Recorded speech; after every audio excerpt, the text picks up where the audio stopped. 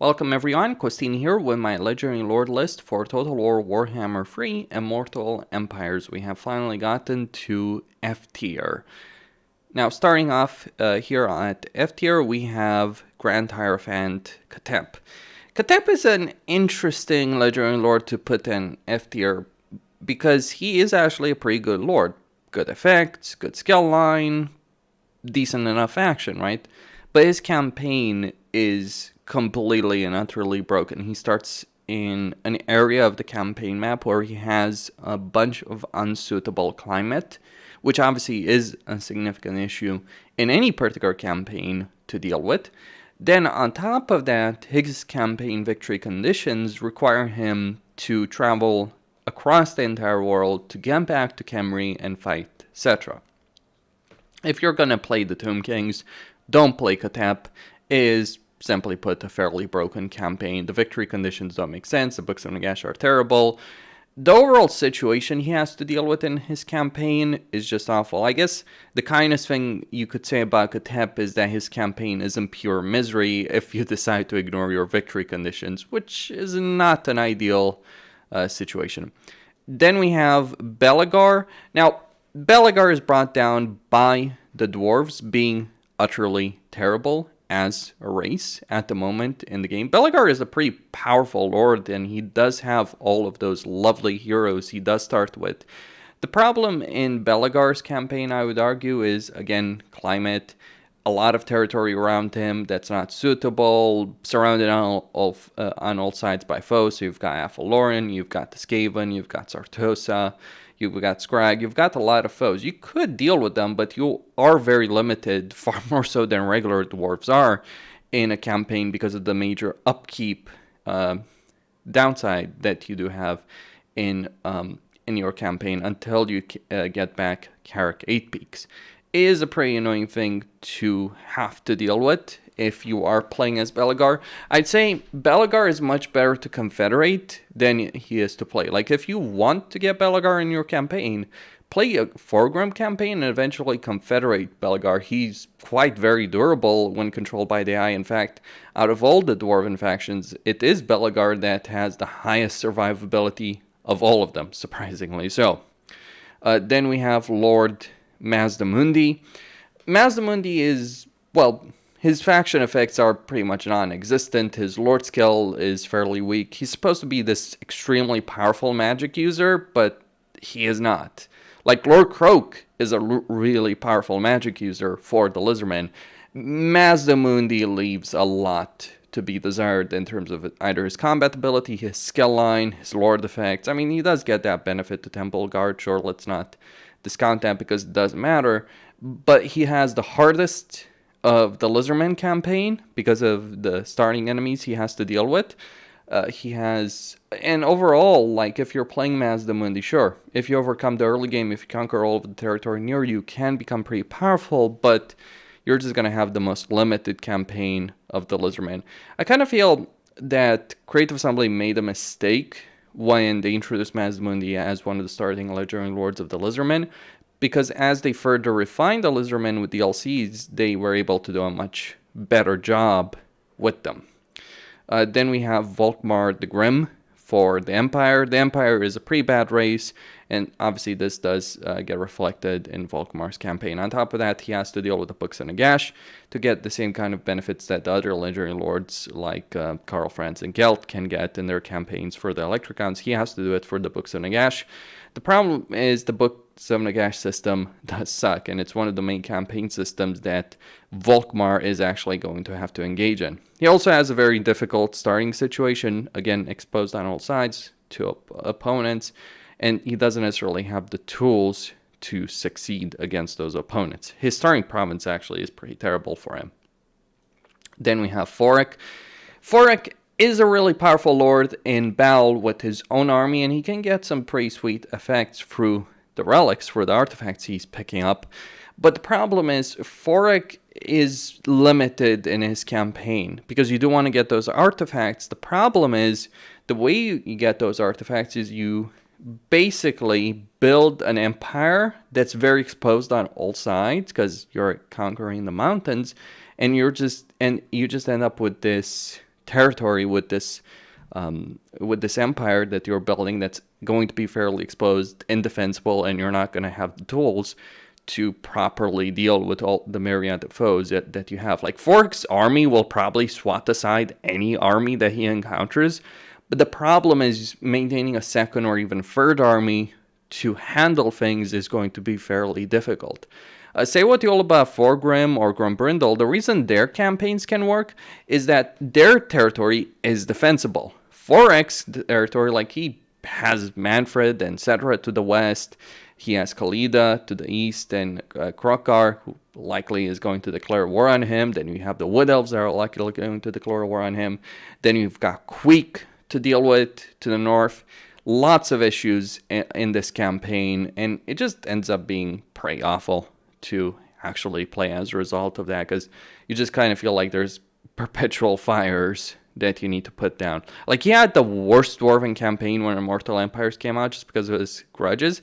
He has the most amount of grudges to deal with, and you're going to spend the entire campaign trying to deal with those grudges to reduce the severity to a level that some other Legendary Lords can get to very early on in their campaign, or that they start with. That's how bad Forek is. Then we have Tsarina Katrin of Kislev. In Realms of Chaos, she is the best Kislev Legendary Lord by far, but in Immortal Empire, she is the worst by far. See, Boris Ursus has a lot of flexibility in this particular campaign. He can expand across a good amount of territory. You can find it in Castways if you so desire, but the smarter thing is to go for the Frozen Landing, all that.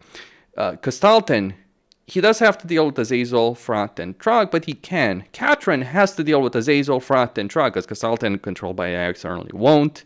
She has to deal with the supporter system like Castalton, which is a pretty awful system. It's like, oh, we had the Paris and Hector system in a Total War Sire Troy. Let's try and implement that somewhere in Warhammer 3. It ended up working very poorly.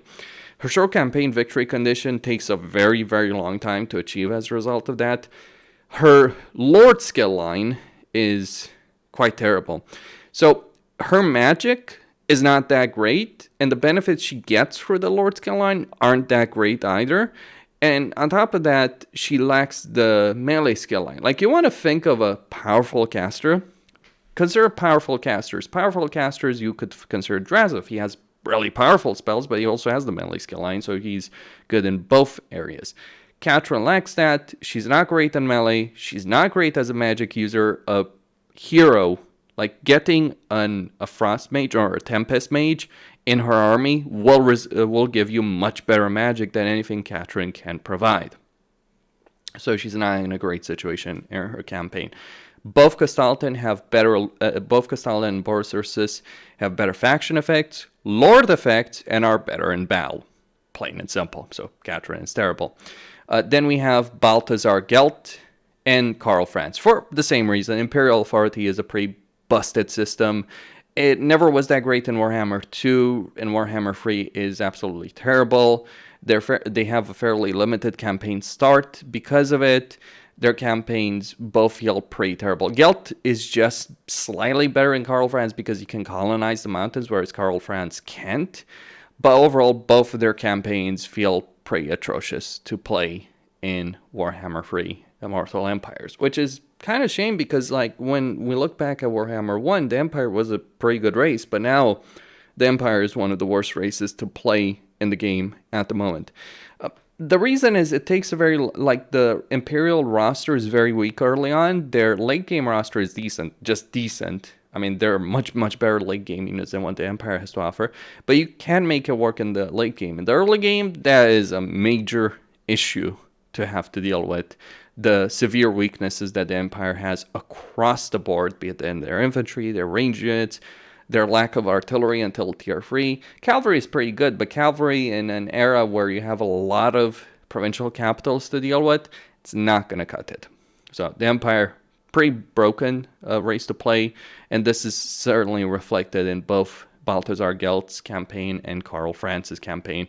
Pretty big shame, as I said. Then we have Ungrim Iron Fist. Ungrim is the worst of the Dwarven Legendary Lords by far. One of his main Lord skills, Journey's End, actually doesn't work for Slayers, and apparently, like, modders have been able to get it to fix that in order for it to work.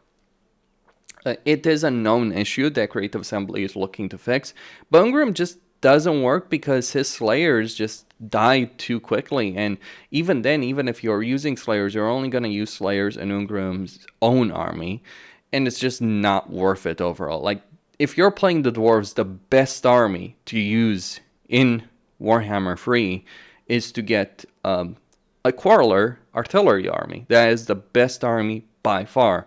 So Ungrim just ends up playing like a generic lord. Like, consider all the other dwarf legendary lords, Forek, Forgrim, Grombrindle, they get major benefits that do work for that particular playstyle. Belgar as well, though Belgar is more of a ranger guy, but rangers do work as well. Ungrim Slayers just don't work. I mean, if you're playing Ungrim, you're just going to end up basically playing like this kind of generic lord. And the sad thing is, a generic lord or a rune lord might actually be better than Ungrim.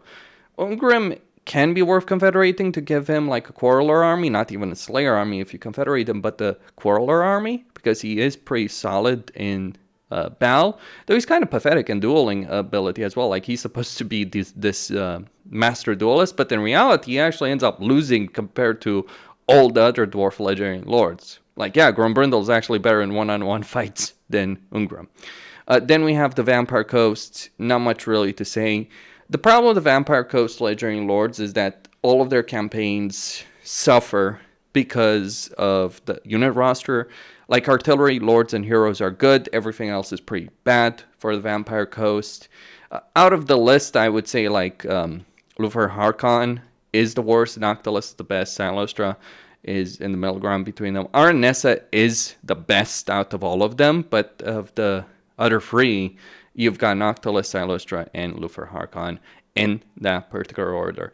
Like, if they had a better unit roster, if their ground-based economy was better, if they weren't relying on setting up Pirate Coves to increase hero capacity, you could say the Vampire Coast would be better, but the Vampire Coast absolutely needs a rework, and that's why these legendary lords are F tier. The race does matter. Speaking about race mattering, you then have the Ogres. Ogres also are fairly limited. Like, Ogres were not really that great even in Realms of Chaos, and certainly in Immortal Empires with a bigger scope, they don't end up being that much better. Scrag is in a better situation than Greasus, but he has one less camp. Like, that's one of the advantages of Greasus. But Scrag is a better combatant, far better combatant, and he doesn't have quite the same awful starting position as Greasus, but both of them end up being fairly terrible legendary lords regardless. Regardless of that, just because, yeah, ogres are pretty terrible at the moment. Then we have Kairos Fateweaver. Kairos' campaign is terrible because Tzeentch, again, is a really poor race. Limited casualty replenishment, a unit roster that's dependent on the Warriors of Chaos DLC, or rather the Champions of Chaos DLC, in order to work properly, and I can go on. And while Kairos is certainly powerful as a magic user, the economy he has is limited. You have a guy who starts in one of the safest starting positions in the game, in the starting cast wastes, and whose only major opponent is going to be Axiatl, but even the minor demonic factions can give Kairos a run for his money. Like, you have a Selenishi faction that has a pretty powerful garrison. You fight that Selenishi faction, you're going to end up struggling against that just as a starting situation. Just kind of a starting situation to tackle as Kairos, and things don't get much better later on. If you do conquer the entirety of the Southern Castaways, you could end up in a decent enough position, but like, Tzeentch just doesn't work very well. It doesn't work very well for demons. It doesn't work very well for Warriors of Chaos either. It's the weakest of them all right now. The magic is good, sure, but like, the faction effects for both Kairos and Village are pretty terrible. Then we have Kugaf. Poor Kugaf. Beyond the major issues that Nurgle has as a race right now, or a faction at the moment, as a demonic faction, the real issue is that Kugaf is screwed so badly by his starting position, because that starting position, you're going to have to deal with Gorst, pretty early on, potentially. Then you've got Emmerich, then you've got Cafe. And those factions, those legendary lords are quite capable of wiping you out on their own. And even if you overcome that, you've just got the fairly limited campaign, economic issues of all sorts. Arguably the worst demonic economy in the entire game, because you have to spend a lot of money up front for every single structure that you build as Kugaf. Then finally, the Demon Prince. I mean, I think the Demon Prince doesn't even qualify as a legendary lord at the moment because, well, Warriors of Chaos can basically get Demon Princes at this point, and they might actually be better because you can give them items. You can't give this guy items. You don't have a research tree. Your economy is terrible. Your unit roster isn't that great. You're just screwed over in virtually every single way that counts. He's not great in battle. He's not great on the campaign map.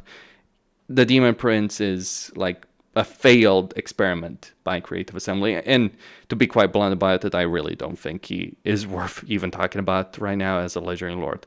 That does leave the Wood Elves and Warriors of Chaos, but I'll talk about them in a separate video because I think given the way those races work, they are so different and so far ahead of everyone else that I think talking about them in a separate video is worth it. Costin here signing out. Don't forget to subscribe, like, and enable notifications, and stay tuned for more.